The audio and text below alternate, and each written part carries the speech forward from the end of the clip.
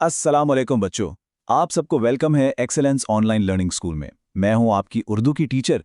आज हम अपनी जमात पंचम की उर्दू की किताब का एक बहुत ही प्यारा और बहुत ही अहम सबक पढ़ने जा रहे हैं और इसका उन्वान है रहमत आलम सल्लल्लाहु अलैहि व आलिहि व अस्हाबिहि वसल्लम। तो बच्चों, जैसे हम अपनी क्लास में हर सबक शुरू करने से पहले देखते हैं कि आज हम क्या क्या पढ़ेंगे, वैसे ही आज के इस सबक का भी एक छोटा सा प्लान है। सबसे पहले हम तारुफ में समझेंगे कि रहमत आलम का मतलब क्या होता है। फिर हम एक बहुत ही जबरदस्त कहानी सुनेंगे, फतह मक्का की। इसके बाद हम देखेंगे कि हमारे प्यारे नबी कमजोरों के साथ कैसा सलूक करते थे। और फिर आखिर में हम पूरे सबक का खुलासा करेंगे और कुछ अहम सवाल जवाब भी करेंगे। तो सब तैयार है ना? चलिए शुरू करते हैं। अच्छा, तो हमारे सबक का नाम है रहमत आलम। इसका मतलब है सारे जहानों के लिए रहमत। और ये प्यारा सा लक़ब अल्लाह ताला ने हमारे प्यारे नबी हज़रत मोहम्मद सल्लल्लाहु अलैहि वसल्लम को दिया है। खुद कुरान पाक में अल्लाह ताला फरमाता है, और हमने आपको तमाम जहानों के लिए रहमत बनाकर भेजा है। तो इसका क्या मतलब हुआ? इसका मतलब ये हुआ कि आप सिर्फ इंसानों के लिए नहीं, सिर्फ मुसलमानों के लिए नहीं, बल्कि दुनिया की हर चीज़, हर मखलूक के लिए रहमत थे। चलें, अब आपको इस रहमत की एक ऐसी मिसाल सुनाती हूं जिससे सुनकर सब हैरान रह जाते हैं। ये कहानी है फतह मक्का की, एक ऐसे दिन की जिसने तारीख ही बदल दी।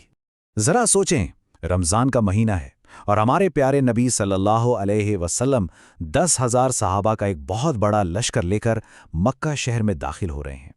ये वही मक्का है जहां से मुसलमानों को जबरदस्ती निकाला गया था, उन पर बहुत जुल्म किए गए थे।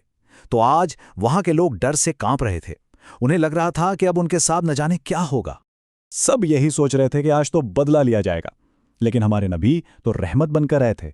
आप सल्लल्लाहु अलैहि वसल्लम ने बदले के बजाय मोहब्बत और माफ़ी का ऐलान किया। आपने फरमाया, जो अबू सफियान के घर में चला गया वो महफूज है, जो खाना काबा में दाखिल हो गया वो भी महफूज है, और जिसने अपने घर का दरवाज़ा बंद कर लिया उसे भी कुछ नहीं कहा जाएगा।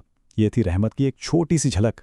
फिर आप सल्लल्लाहु अलैहि वसल्लम काबा के दरवाजे पर खड़े हुए। आपके सामने वही लोग थे जिन्होंने आपको सबसे ज्यादा तकलीफें दी थीं। आपने उन सब से पूछा, ए कुरैश वालो, तुम लोग क्या सोचते हो मैं तुम्हारे साथ कैसा सलूक करूंगा? और फिर आप सल्लल्लाहु अलैहि वसल्लम ने वो तारीखी जुमला कहा जो हमेशा याद रखा जाएगा। आपने फरमाया, आज तुम पर कोई मलामत नहीं, जाओ तुम सब आज़ाद हो। सोचें ज़रा, आपने अपने सारे दुश्मनों को माफ़ कर दिया, यहाँ तक कि वहशी को भी माफ़ कर दिया, जिसने आपके सबसे प्यारे चचा हज़रत हमज़ा रज़ी अल्लाह अन्हु को शहीद किया था।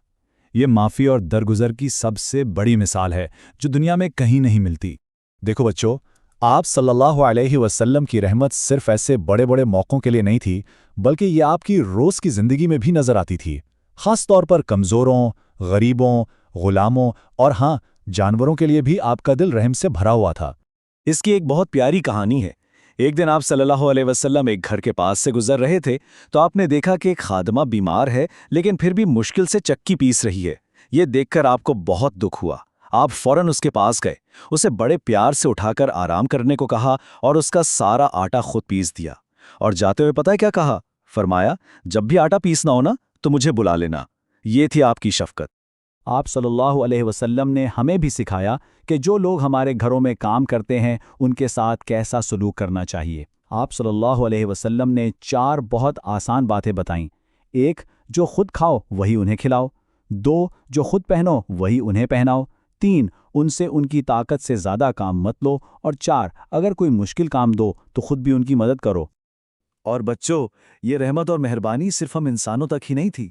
आप सल्लल्लाहु अलैहि वसल्लम का दिल तो बेजुबान जानवरों और छोटे छोटे परिंदों के लिए भी बिल्कुल वैसे ही धड़कता था। आप उनकी जरा सी भी तकलीफ बर्दाश्त नहीं कर सकते थे। चले, इसकी भी 1-2 कहानियां सुनते हैं।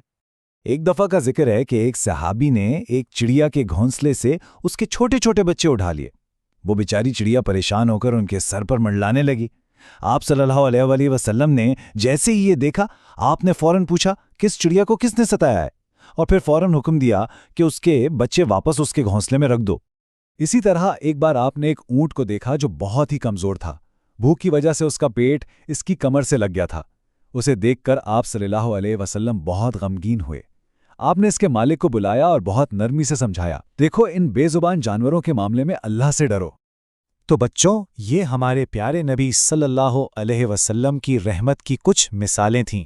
اب جلدی سے دیکھتے ہیں کہ ہم نے اس پورے سبق سے کیا سیکھا، یعنی اس سبق کا پیغام کیا ہے۔ تو ہم نے سب سے پہلی بات یہ سیکھی کہ آپ صلی اللہ علیہ وسلم تمام جہانوں کے لیے رحمت بنا کر بھیجے گئے۔ دوسری بات ہم نے سیکھا کہ آپ معاف کرنے کی سب سے بہترین مثال ہیں۔ اور تیسری اور بہت اہم بات یہ کہ آپ کا اخلاق اتنا اونچا تھا کہ آپ کے دشمن بھی اس کی گواہی دیتے تھے۔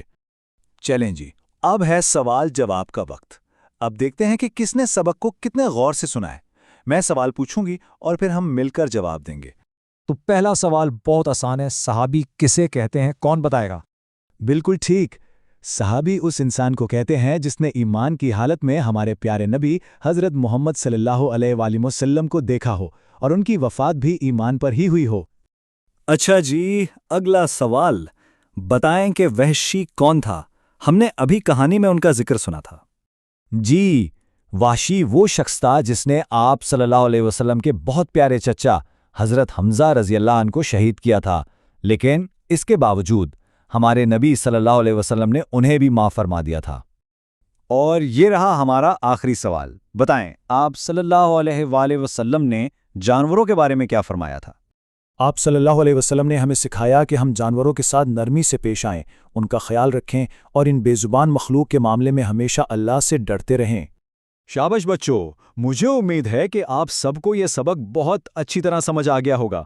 آپ سب نے ان پیاری پیاری کہانیوں کو یاد رکھنا ہے اور اس سبق کو ایک بار پھر سے ضرور پڑھنا ہے۔